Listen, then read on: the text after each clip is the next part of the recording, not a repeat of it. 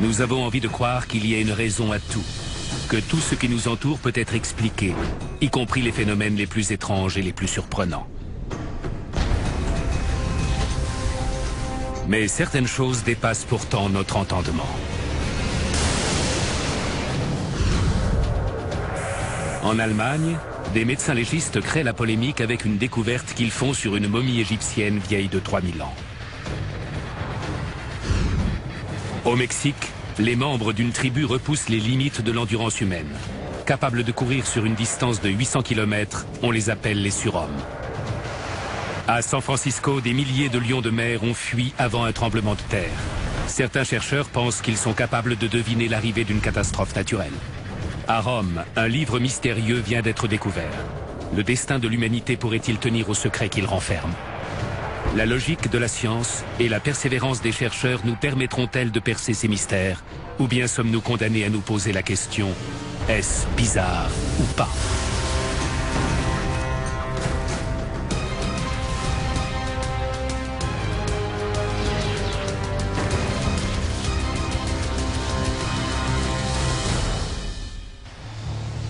En 1992, une équipe de médecins légistes allemands fait une découverte sensationnelle.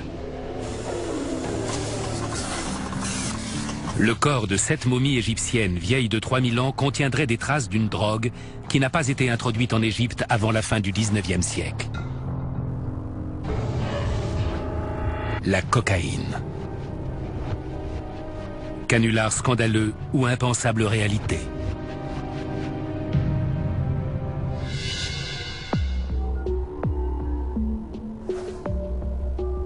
L'Égypte antique n'en finit pas de susciter l'admiration, comme l'attestent encore ses pyramides, son sphinx et les mystères que recèlent ses momies. Mais une équipe de chercheurs révèle des informations troublantes, susceptibles de modifier notre regard sur cette civilisation. On se demande soudain à quoi s'adonnaient les habitants de la vallée des rois. Ça créerait un vrai tollé au sein de la communauté scientifique. Les avancées de la médecine légale permettent de fouiller toujours plus profondément dans notre passé. Mais que pourrait-elle nous apprendre d'individus ayant vécu il y a plus de 3000 ans? Pourrait-elle être la clé des mystères qui entourent les Égyptiens de l'Antiquité? C'est pour le savoir qu'une équipe de scientifiques allemands se lance dans un examen microscopique de momies très fragiles et d'une valeur inestimable. Ils sont ébahis par ce qu'ils découvrent. Dans des échantillons de cheveux et de tissus, ils relèvent la présence de cocaïne.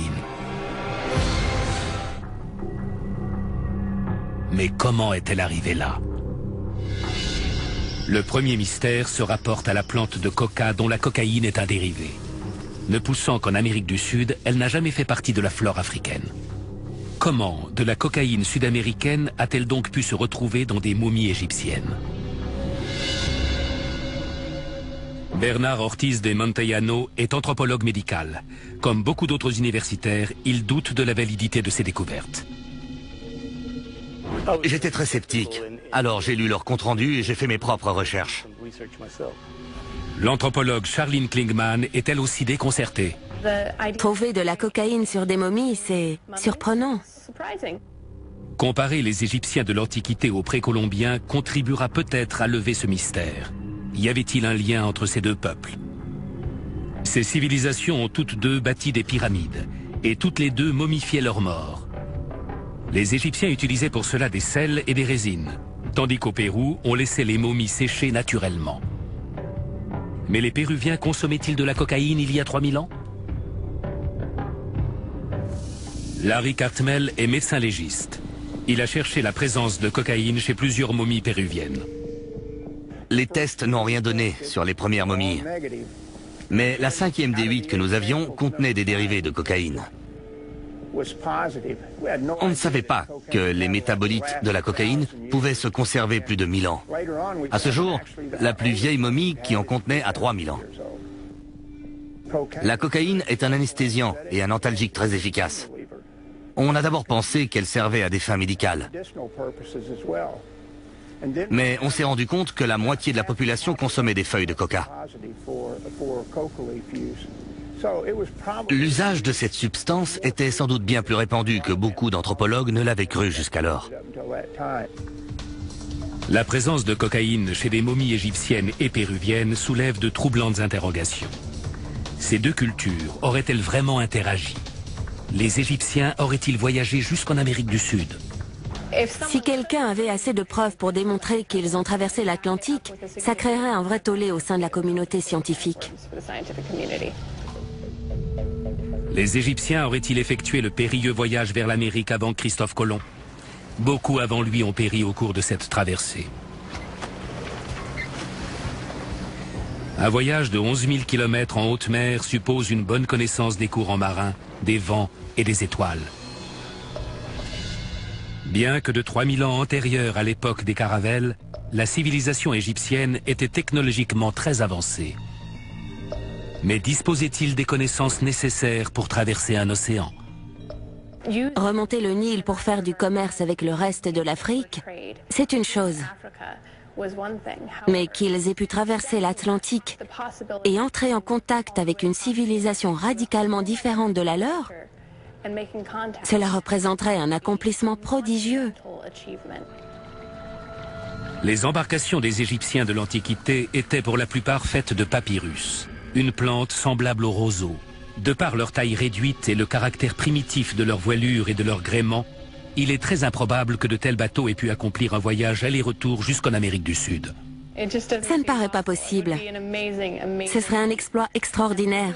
De plus, les Égyptiens ont laissé derrière eux de nombreux documents dans lesquels ils ont consigné toutes leurs conquêtes, tous leurs actes de bravoure.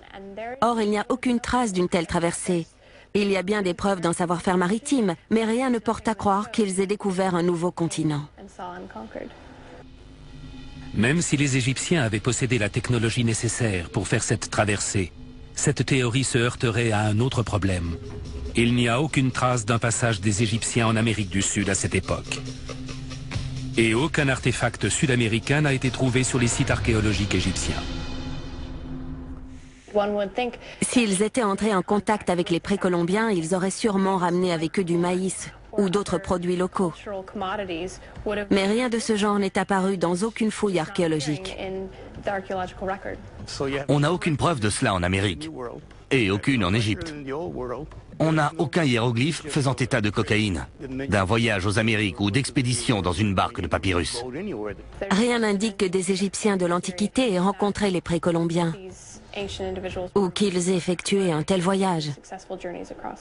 Il aurait fallu 200 ou 300 traversées par an pour expliquer une telle consommation de feuilles de coca par les Égyptiens. Ça fait quand même beaucoup de suppositions. Si la cocaïne n'a pas traversé l'océan, comment a-t-on pu en retrouver dans les momies égyptiennes? Les prélèvements ont pu être contaminés, ou il y a pu avoir un transfert de particules avec un autre objet. La plupart des momies exposées dans les musées ont beaucoup voyagé depuis leur exhumation, ce qui représente beaucoup d'occasions de transfert. Si une momie a été transportée dans une caisse par exemple, et que cette caisse a servi à transporter autre chose avant, il y a un risque de transfert significatif. Si la cocaïne provient du contact avec autre chose, comment cela s'est-il produit? Du 15e au 18e siècle, une fièvre exploratrice gagne l'Europe. La redécouverte des civilisations oubliées de l'Antiquité captive l'imagination des foules. Tout ce qui touchait à l'Égypte ancienne faisait sensation. C'était le même genre d'attraction qu'un film grand public aujourd'hui. Les gens y prenaient goût, ils s'informaient, ils voulaient en savoir plus. Cette civilisation les passionnait tellement qu'ils aimaient en récupérer des objets pour les exposer chez eux. Un grand nombre des antiquités égyptiennes exposées aujourd'hui dans les musées a fait partie de collections particulières. Cercueils, momies et objets funéraires viennent souvent de là. Ces collectionneurs privés s'intéressaient beaucoup à la culture des Égyptiens de l'Antiquité. Pour l'élite européenne de l'époque, posséder une momie égyptienne est un signe extérieur de richesse très prisé. Et une grande partie des antiquités égyptiennes qui sont exposées aujourd'hui proviennent de collections particulières. Cercueils, momies, objets funéraires, beaucoup viennent de là. À l'époque, les gens riches, les nobles et les rois se lançaient dans toutes sortes de collections. Ça allait des animaux étranges aux coquillages et aux minéraux. Et parmi les curiosités à collectionner, il y avait les momies égyptiennes. Les collections se présentaient sous la forme de petits musées privés que leurs propriétaires faisaient visiter à leurs invités. Les méthodes de fouille des premiers archéologues sont très rudimentaires et des débris modernes se retrouvent souvent en contact avec les dépouilles momifiées. À la fin du 19e siècle, la cocaïne est introduite en Europe, où son usage à des fins médicales est très répandu. Est-il possible que cette cocaïne ait été transférée sur les momies? Je dirais que c'est un scénario concevable. Concevable, mais probablement impossible. Les traces de la présence de cocaïne retrouvées par l'équipe médico-légale indiquent une ingestion par les voies digestives ou respiratoires. Ces traces se sont déposées dans les cheveux et les tissus corporels du vivant de ces individus. Un simple contact n'aurait pas pu produire les mêmes résultats, d'autant moins que l'équipe a pris soin de laver les échantillons pour en ôter toute particule étrangère. Le mystère reste donc entier. Comment cette substance s'est-elle retrouvée dans ces dépouilles de l'Antiquité? Peut-être que ces momies ne remontent absolument pas à l'Égypte ancienne. À l'époque où l'on a commencé à faire commerce des momies égyptiennes de l'Antiquité, des escrocs y ont vu un moyen de gagner de l'argent en vendant de fausses momies. Il y a bel et bien eu de fausses momies vendues à des étrangers en quête d'objets sensationnels. Tous les collectionneurs n'en ont pas eu pour leur argent. Des gens peu scrupuleux récupéraient des cadavres qu'ils enroulaient dans des bandelettes de lin. Ces fausses momies étaient créées de toutes pièces avant d'être vendues comme authentiques. Ça accréditerait l'hypothèse que les traces de cocaïne ont été retrouvées sur de fausses momies. Mais les momies analysées par l'équipe allemande ne sont pas des fausses. Elles ont été authentifiées par le musée à qui elles appartiennent. Il est peu probable que l'on parvienne un jour à connaître le fin mot de cette histoire. Les médecins légistes allemands n'ont jamais permis qu'on fasse de nouveaux tests sur leur échantillon. Et personne à ce jour n'a relevé la présence de cocaïne sur d'autres momies égyptiennes. Au bout du compte, de nombreuses questions restent encore en suspens.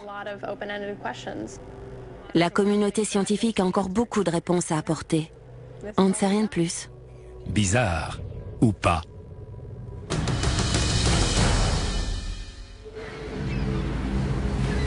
San Francisco, décembre 2009. Un événement étrange laisse la ville sous le choc. Les milliers de lions de mer qui vivaient sur les docks disparaissent du jour au lendemain. Quelques jours plus tard, un tremblement de terre secoue la région. Les lions de mer ont-ils pressenti l'arrivée de la catastrophe? Est-ce bizarre ou pas?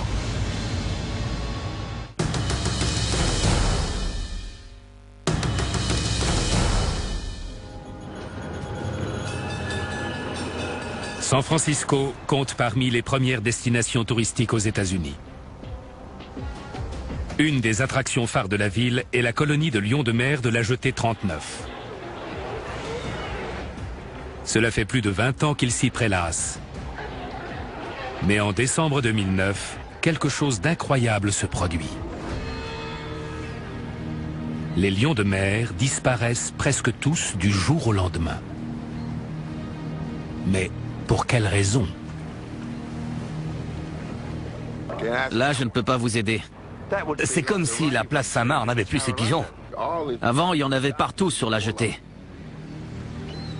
On a été plutôt déçus, en arrivant ici, de voir tous ces pontons déserts.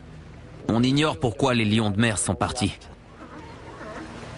Jim Oswald travaille au centre des mammifères marins de la baie de San Francisco. Il a pu observer les réactions qu'ont suscité cette disparition. Au mois de novembre, on est passé de 927 lions de mer à seulement 20. Les visiteurs étaient vraiment très surpris. Quand on s'attend à voir une grosse colonie et qu'on ne voit qu'une vingtaine de lions de mer, ça fait un choc. Ce phénomène est des plus inhabituels. Mais ce mystère cache-t-il un aspect plus sinistre? Le 9 janvier 2010, peu de temps après le départ des lions de mer, un tremblement de terre d'une magnitude de 6,5 secoue le nord de la côte californienne, non loin de la ville de Eureka. Des milliers de foyers se retrouvent sans électricité et les dégâts se chiffrent en millions de dollars. L'Institut des études géologiques des États-Unis, chargé d'enregistrer l'activité sismique du pays, s'est montré incapable d'annoncer le tremblement de terre. Les lions de mer sont-ils partis parce qu'ils ont pressenti la catastrophe? Jim Berkland est géologue et anciennement expert auprès des gardes-côtes américains. Cela fait 20 ans qu'il étudie la capacité des animaux à prévoir les catastrophes naturelles. Je sais que les animaux arrivent à prévoir les séismes. Ces lions de mer ont forcément quitté la baie pour une bonne raison, mais pas parce que les touristes les ont moins nourris que d'habitude. Jim imagine une façon originale de mettre sa théorie à l'épreuve. J'ai décidé de comptabiliser les animaux perdus.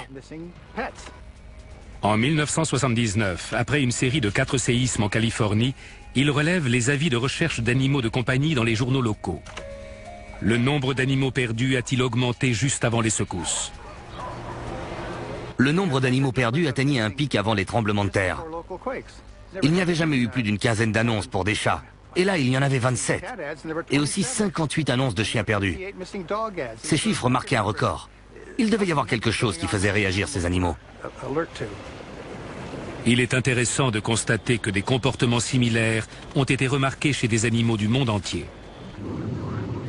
En mai 2008, des habitants de Taizhou, en Chine, voient des milliers de grenouilles traverser un pont sous leurs yeux. Quelques jours plus tard, un séisme dans les environs fait plus de 60 000 victimes. Les animaux ont-ils des facultés de perception qui nous échappent? Le champ magnétique terrestre connaît de fortes perturbations aux alentours des séismes.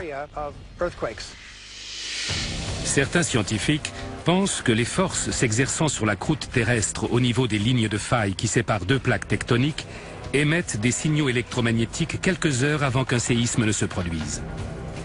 Les animaux le sentent. Il a été prouvé que le champ magnétique terrestre est affecté aussi bien par les éruptions solaires que par les mouvements de la lithosphère. Et on sait aussi que les animaux migrateurs s'orientent grâce à ces variations du champ magnétique. Mais tout le monde n'est pas convaincu que les lions de mer ont pressenti l'imminence du tremblement de terre. Kim Rom-Surian est biologiste marine à l'Institut des mammifères marins de l'Université de l'Oregon. Je veux bien croire qu'ils perçoivent plus de choses que nous, mais il y a eu de nombreux séismes dans la région depuis 20 ans, et les lions de mer n'avaient jamais quitté San Francisco. Je ne crois pas que c'est ça qui les ait fait partir. La raison du départ des lions de mer est toujours inconnue. Mais dans l'Oregon, au nord de la Californie, on a fait une découverte qui pourrait révéler leur lieu de destination.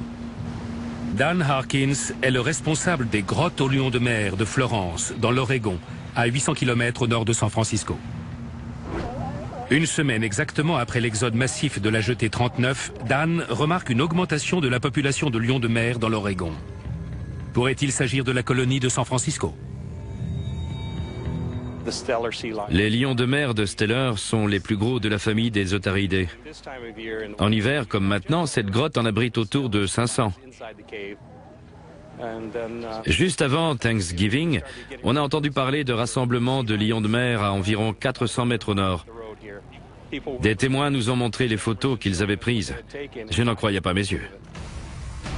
Cette augmentation de la population de lions de mer sur les côtes de l'Oregon semble bien être liée à la disparition de la colonie de la jetée 39. Mais si on écarte l'hypothèse du séisme, qu'est-ce qui a pu pousser des milliers de lions de mer à migrer à 800 km au nord de la baie de San Francisco? Kim Rom-Surian pense que la réponse est à trouver du côté des variations qu'El Niño fait subir à l'océan. Il est probable qu'ils soient partis pour se nourrir. Comme El Niño a été très fort cette année, beaucoup de poissons remontent vers le nord, donc les lions de mer et leurs autres prédateurs en profitent. El Niño est un phénomène climatique cyclique qui se traduit par une augmentation significative de la température du Pacifique. Kim est convaincu qu'en 2010, l'intensité d'El Niño a été telle qu'elle a provoqué une migration vers le nord de sardines et de harengs, attirés vers des eaux plus froides et plus riches en nourriture. Les lions de mer auraient suivi le mouvement. Il suffit de voir la quantité de petits poissons au large des côtes de l'Oregon cette année. Il y a beaucoup de jeunes sardines, et on n'a jamais vu autant d'oiseaux marins. C'est le cas des grands pélicans par exemple. Ils passent l'hiver ici alors qu'en principe ils migrent vers le sud. Il y a beaucoup de nourriture ici en ce moment et les lions de mer en profitent. Je dirais que la colonie de la Jetée 39 est partie parce qu'elle manquait de nourriture et qu'elle a dû aller en chercher ailleurs. Qu'est-ce qui a réellement provoqué la disparition des lions de mer de San Francisco? Ont-ils deviné l'imminence d'un séisme? Ou sont-ils simplement partis chercher leur nourriture ailleurs? À moins qu'il y ait une autre explication. Les scientifiques n'auront peut-être jamais la réponse, mais l'histoire se termine bien. En février 2010, 3 mois après leur disparition, les lions de mer reviennent se prélasser sur les pontons de la Jetée 39.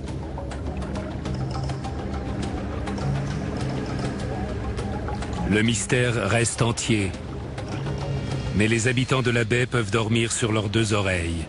Alors, bizarre ou pas?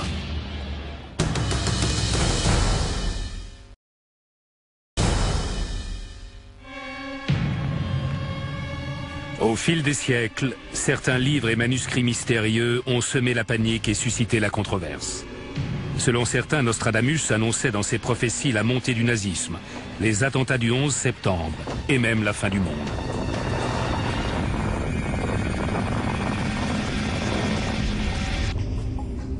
Certains pensent qu'un autre livre annonce lui aussi des catastrophes à venir. Mais à ce jour, personne n'a réussi à en percer les secrets. Historiens, linguistes et cryptologues tentent d'en déchiffrer le contenu. Que vont-ils découvrir? Les spécialistes du monde entier sont fascinés par ce livre, actuellement enregistré sous la référence MS 408 dans la bibliothèque de l'université de Yale. Ce livre m'a tout d'abord semblé à la fois très insolite et curieusement familier. À première vue, il se rapproche d'ouvrages existants, mais en y regardant de plus près, on se rend compte qu'il ne ressemble à aucun autre. Ce livre mystérieux est connu sous le nom de manuscrit de Voynich. Il est découvert en 1912 par un négociant en livres rares, Wilfrid Voynich, dans une bibliothèque de jésuites située près de Rome. À ce jour, nul n'en connaît l'auteur.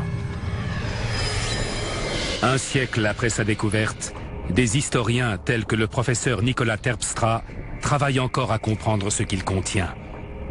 Ces plantes inconnues. Peut-être est-ce la flore du jardin d'Éden? Ces étranges symboles astrologiques.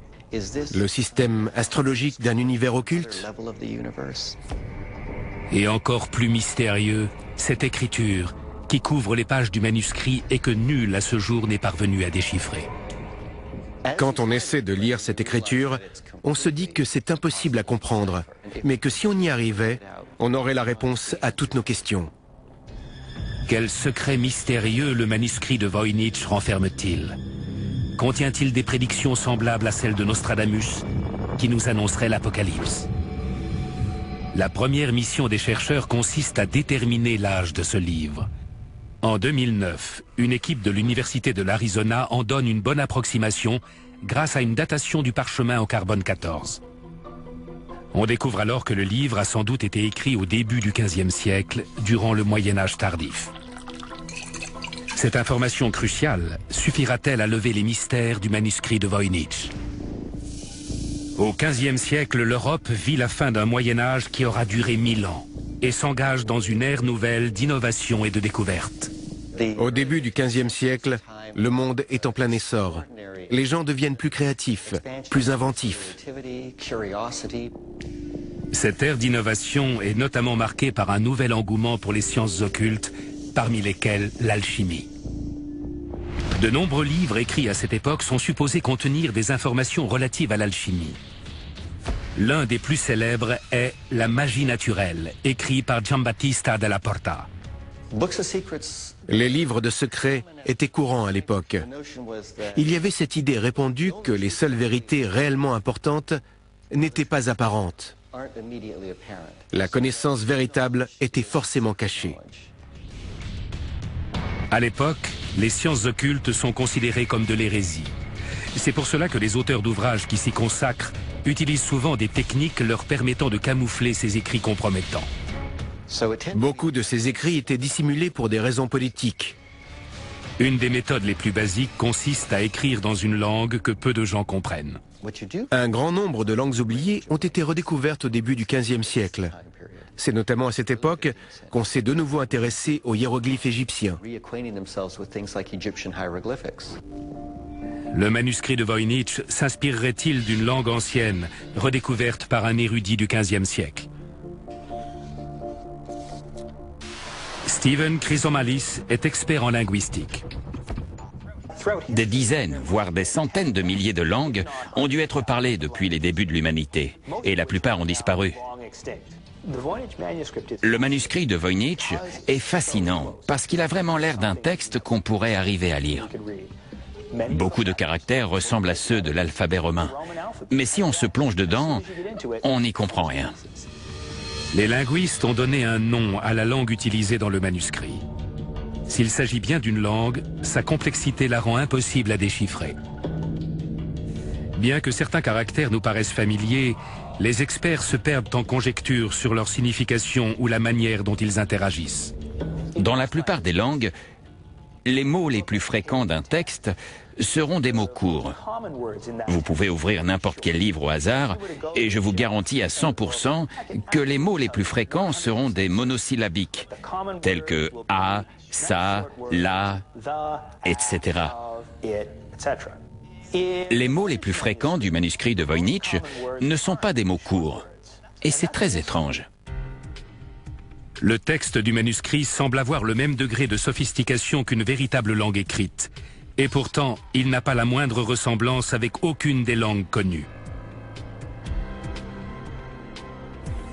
Certains historiens pensent que c'était précisément le but recherché.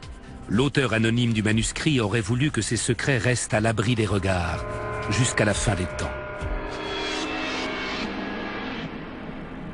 Les secrets du manuscrit de Voynich auraient-ils été dissimulés au moyen d'un code, comme une sorte de système de cryptage médiéval? Le système de codage le plus simple est le chiffrement par substitution, qui consiste à remplacer une lettre de l'alphabet par une autre. A devient par exemple D. Bien qu'un tel message semble incompréhensible, on peut y reconnaître de mêmes enchaînements. Le problème, c'est que les plus grands cryptologues ont tous échoué à identifier de tels enchaînements dans le texte du manuscrit. Au moment de la Seconde Guerre mondiale, les Allemands frôlent la perfection dans l'art du cryptage avec leur machine Enigma. Pour pouvoir percer le code d'Enigma, les cryptanalystes alliés doivent repousser les limites de leur technologie.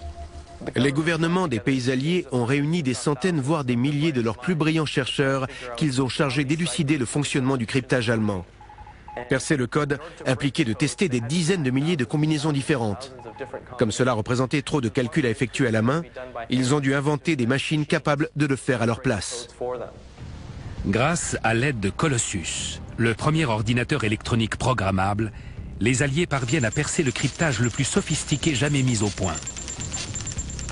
La guerre terminée, ils s'attaquent au manuscrit de Voynich. Ces brillants cryptographes des États-Unis, du Royaume-Uni et d'ailleurs, qui avaient percé les codes les plus complexes du XXe siècle, se cassent les dents sur un cryptage du XVe siècle. Comment l'expliquer? Les plus brillants cerveaux du monde ne parviennent pas à percer le secret du manuscrit. S'il s'agit d'un code, personne n'arrive à le décrypter. Si c'est une langue, personne ne la comprend. Tout ce qui est inscrit sur ces pages est un mystère.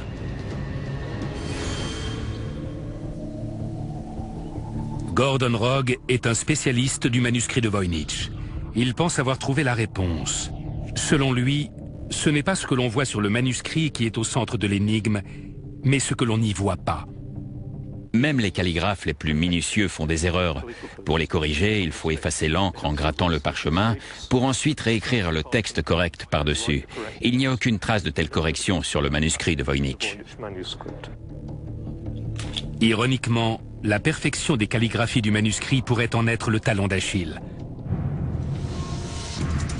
Le professeur Rogge a peut-être trouvé la clé du mystère. L'explication la plus simple serait qu'il s'agit d'un canular. C'est un canular brillant et même sensationnel. Ce livre trompe son monde depuis 500 ans. Et on s'y laisse encore prendre. Le manuscrit serait-il une imposture de génie imaginée par un plaisantin du Moyen-Âge? Pour comprendre cette théorie, il faut se replonger dans le contexte du XVe siècle. Les écrits de Nostradamus connaissent alors un immense succès dès leur première publication. Et les milieux instruits s'arrachent le moindre ouvrage susceptible de dévoiler les secrets de l'univers.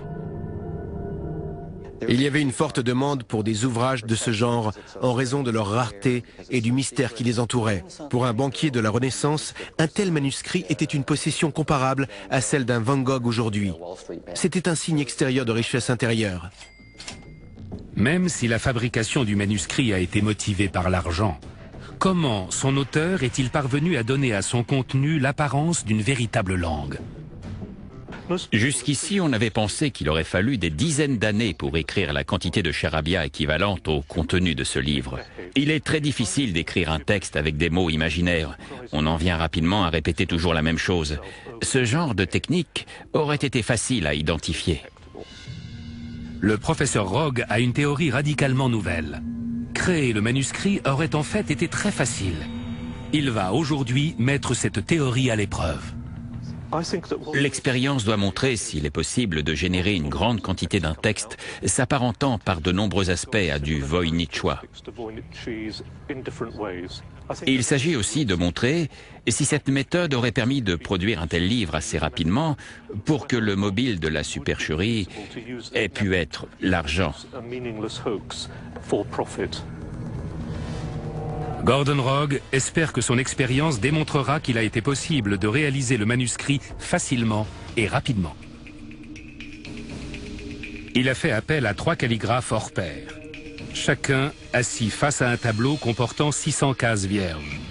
Il recopie dans le tableau des syllabes relevées au hasard dans le manuscrit, mais laisse certaines cases vides. On fabrique ensuite une grille en découpant 3 ouvertures au hasard dans un Bristol. Elle est posée n'importe où sur le tableau et les syllabes qui apparaissent forment un mot semblable à se trouver dans le manuscrit de Voynich. Le mot est reporté sur une page de manuscrit, puis on déplace la grille vers la droite pour recommencer l'opération. Avec cette méthode, on pourrait écrire le manuscrit de Voynich en quelques semaines. Ces gens ont produit en peu de temps un texte qui ressemble à du voynichois. À ce rythme, et avec une équipe comparable, on pourrait produire le manuscrit entier en 2 ou 3 semaines. Ça prouve qu'avec ma méthode, c'est tout à fait faisable. L'expérience démontre que l'auteur du manuscrit a pu le fabriquer rapidement et qu'il a pu agir dans un but intéressé. Mais ce n'est qu'une hypothèse. Et pour beaucoup, le mystère reste encore entier. Si ce livre étrange contient d'inquiétants secrets, il faudra de nouvelles méthodes d'investigation pour en venir à bout. Ce livre nous semble si familier et pourtant nous sommes incapables de le déchiffrer. C'est comme s'il nous manquait une pièce du puzzle. On ne peut pas s'empêcher de vouloir la retrouver car c'est trop intriguant.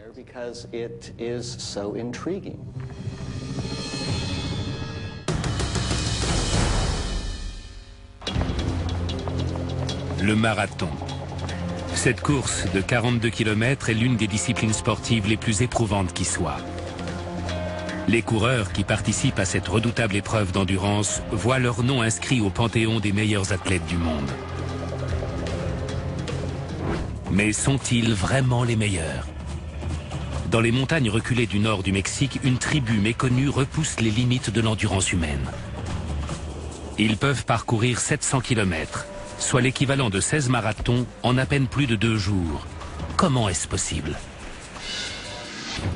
La science tente de percer les secrets de cette résistance surhumaine. Est-elle propre à cette tribu? Ou sommes-nous tous capables des mêmes exploits? La réponse à cette question pourrait influencer le cours de la recherche médicale.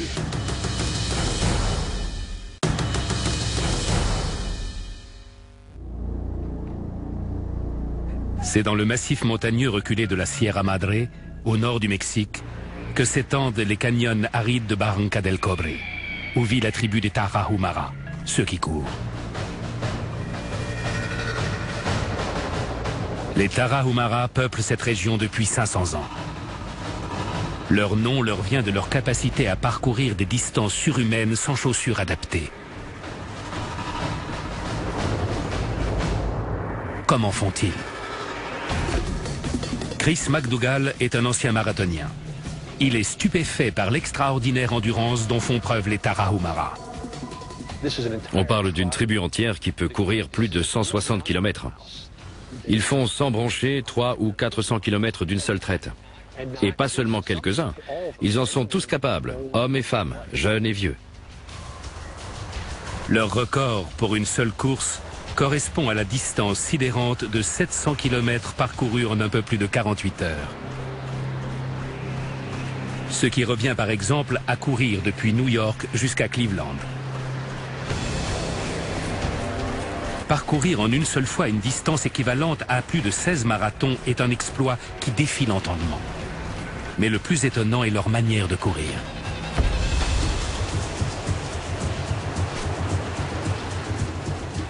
Certains courent pieds nus, d'autres se bricolent eux-mêmes des sandales faites avec des morceaux de cuir ou de vieux pneus abandonnés au fond des canyons. Ils récupèrent ces pneus et se découpent des sandales dedans. Malgré un équipement réduit au minimum, l'endurance des Tarahumara dépasse celle des meilleurs athlètes olympiques. Comment est-ce possible? Le nutritionniste sportif John Berardi pense que leur environnement joue un rôle crucial dans leur extraordinaire aptitude physique. La course fait partie intégrante de leur culture. Ils courent pour survivre, pour se rendre d'un village à un autre, et ils courent même pour se distraire. Les Tarahumara vivent pour courir. Ils organisent régulièrement des courses de 3 à 500 km à travers les montagnes. Ils peuvent parcourir jusqu'à 800 km en une semaine pour distribuer le courrier. Quand on grandit au sein d'une culture où la course est l'unique sport reconnu et qu'en plus c'est nécessaire pour survivre, on a de grandes chances de devenir un bon coureur. Mais comment arrivent-ils à parcourir de telles distances? La réponse est-elle dans leur alimentation? Un coureur brûle en moyenne 2600 calories au cours d'un marathon. Pour supporter un tel effort, l'organisme consomme de grandes quantités de glucides, que l'on retrouve notamment dans les boissons sportives.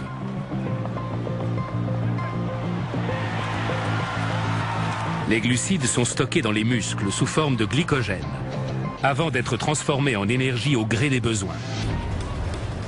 Pour une course de 700 km, on estime que les Tarahumara peuvent brûler jusqu'à 43 000 calories. Mais où trouvent-ils toute cette énergie? Chris McDougall a étudié leur régime alimentaire pour le moins surprenant. Ils boivent comme des trous, surtout pendant les récoltes. Au moment des récoltes et avant les courses, ils consomment en très grande quantité une bière de maïs appelée Teskino. Serait-ce le secret de leur incroyable endurance? La bière de maïs pourrait faire augmenter à la fois leur taux d'hydratation et leur réserve de glycogène. C'est une boisson très riche en glucides et son degré d'alcool est très faible. On estime qu'il faut boire environ 4 litres de Teskino pour atteindre un état d'ivresse. Bu en de telles quantités, ce breuvage fournit un énorme apport en glucides, en plus de l'apport en fluide, qui est aussi considérable.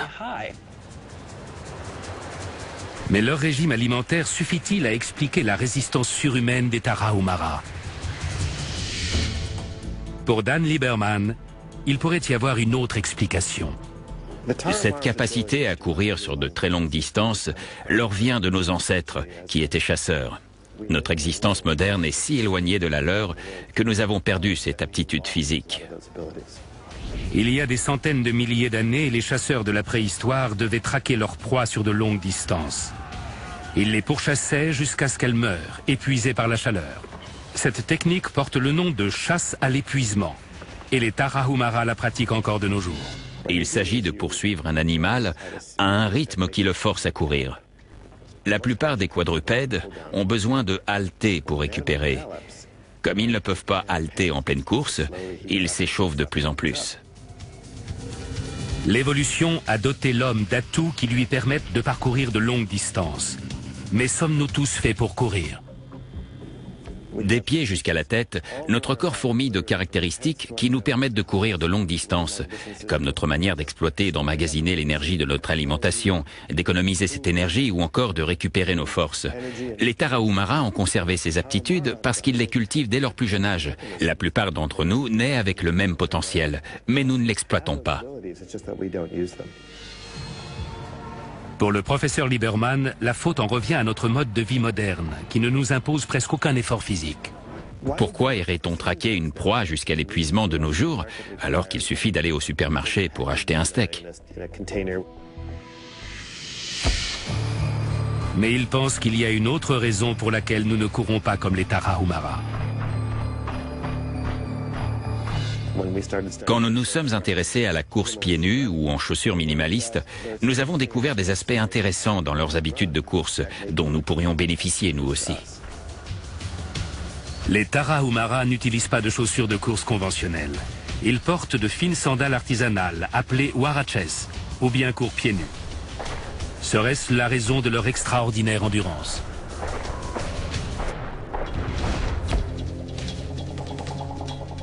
Irene Davis, chercheuse en sciences du sport, pense que cette absence de chaussures les force à courir autrement que les marathoniens.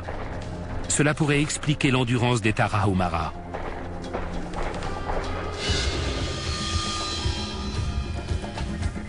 Elle se propose aujourd'hui de tester sa théorie. Vous allez commencer par marcher un peu, le temps de vous échauffer, et ensuite vous pourrez commencer à courir. Nous allons enregistrer les caractéristiques de votre foulée, donc essayez de courir naturellement.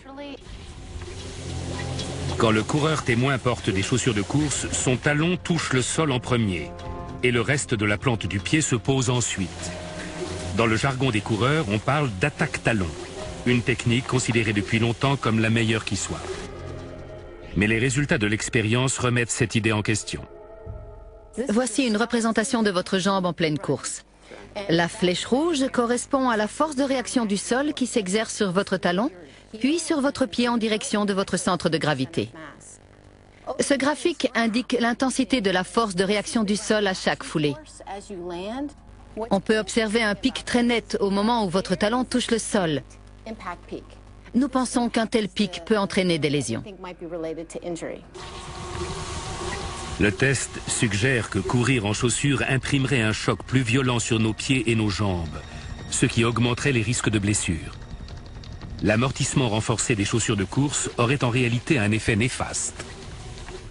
Avec des chaussures trop amortissantes, nos muscles ne travaillent pas assez et ils s'affaiblissent, ce qui contribue aussi à augmenter les risques de blessures. Le coureur témoin court-il différemment pieds nus? Est-ce que vous faites attention à la manière dont vous posez les pieds ou est-ce que vous courez sans réfléchir? Je laisse mes pieds se poser de la manière qui leur convient le mieux. Je sens que l'attaque se fait plus sur le milieu et l'avant du pied. Le choc est clairement moins violent comme ça. Quand on regarde les résultats de vos foulées pieds nus, on constate que ce n'est plus le talon qui touche le sol en premier. Regardez comme le pic est moins marqué. C'est vraiment incroyable que les chocs soient réduits à ce point. Enlever nos chaussures suffirait-il à faire de nous des surhommes? C'est peu probable. Mais comprendre le secret de l'endurance des Tarahumara nous permettrait sans doute d'élucider quelques-uns des nombreux mystères du corps humain. Je crois que nous avons encore beaucoup à apprendre des Tarahumara et de leur aptitude à exploiter de façon optimale certaines ressources du corps humain.